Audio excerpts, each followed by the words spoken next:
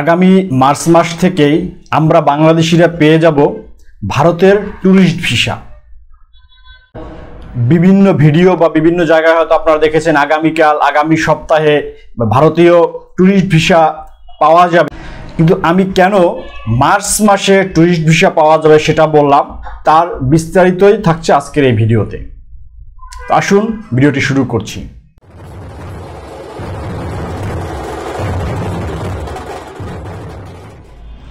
আগামী মার্চ মাসে আমরা বাংলাদেশিরা ভারতের ট্যুরিস্ট ভিসা পেয়ে যাব। এর দুইটি কারণ আমি উল্লেখ করব এবং দুইটি কারণেই ব্যাখ্যা করব। তো সম্পূর্ণ ভিডিওটি যদি আপনি শেষ পর্যন্ত দেখেন,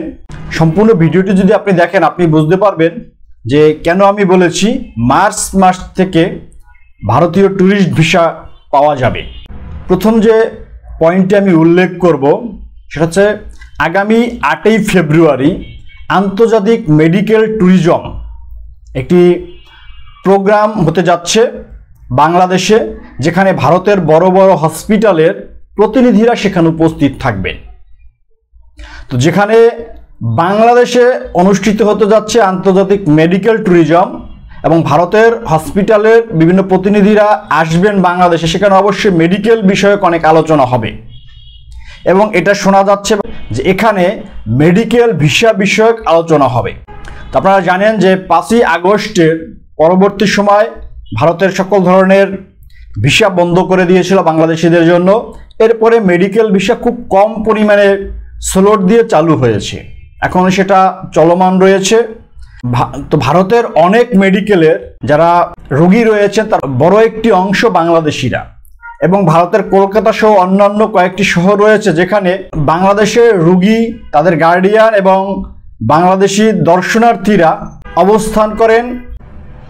এবং ভারতের যে বিভিন্ন মেডিকেল রয়েছে সেই মেডিকেলের যারা কর্তা ব্যক্তিগণ বা মালিকগণ রয়েছেন তারা ইতিমধ্যেই ভারতীয় কেন্দ্রীয় সরকারের সাথে একটি আলোচনা সভা করেছেন। তারাও ভারতের মেডিকেল সেবা যাতে বাংলাদেশিরা পেতে পারে সেই বিষয়টি নিয়ে আলোচনা করেছেন।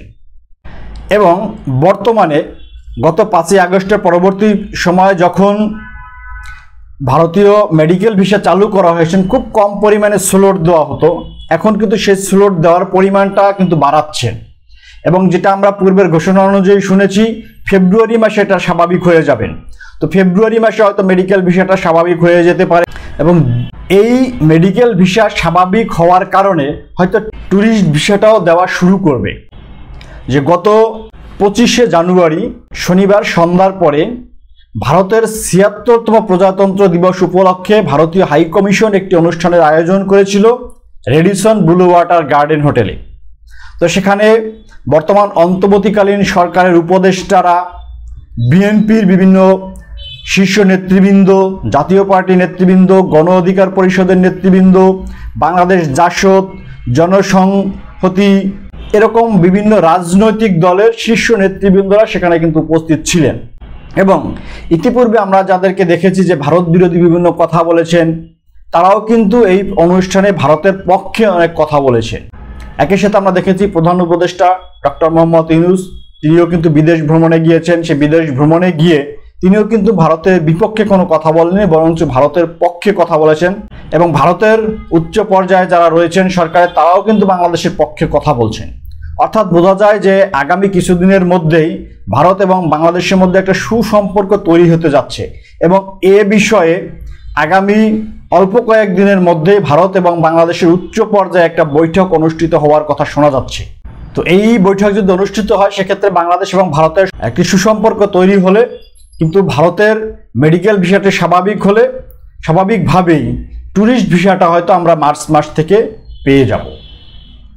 এবং এর সাথে দ্বিতীয় যে কারণটি হচ্ছে, সম্প্রতি ভারত এবং বাংলাদেশের যে রেলওয়ে কর্তৃপক্ষ এর ঊর্ধ্বতন কর্মকর্তাদের সাথে একটা বৈঠক হয়েছে।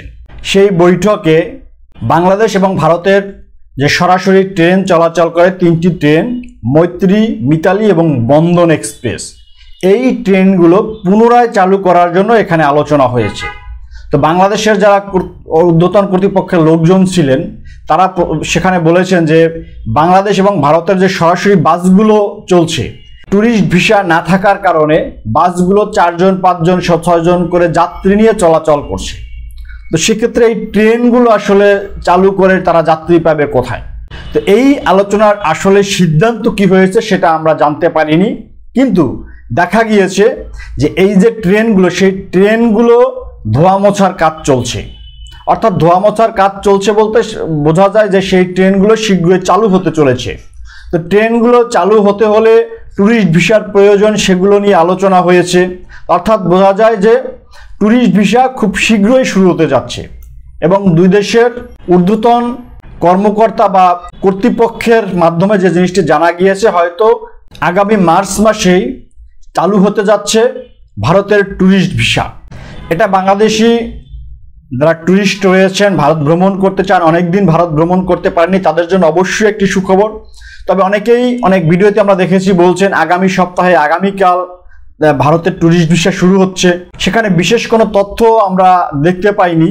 তা আমরা বিভিন্ন জায়গা থেকে তথ্যগুলো সংগ্রহ করে যেটা আপনাদের সামনে উপস্থাপন করলাম, সেতে অবশ্যই আপনি বুঝতে পেরেছেন যে আগামী মার্চ মাসেই শুরু হতে যাচ্ছে ভারত ভ্রমণ। অর্থাৎ আগামী মার্চ মাসে আমরা বাংলাদেশিরা পেয়ে যাচ্ছি ভারতীয় ট্যুরিস্ট ভিসা। তো এ ধরনের ভারতীয় ভিসা, বাংলাদেশের পাসপোর্ট এবং বিদেশ ভ্রমণ সম্পর্কিত বিভিন্ন গুরুত্বপূর্ণ তথ্য সম্বলিত ভিডিও আমাদের চ্যানেলে দেওয়া রয়েছে।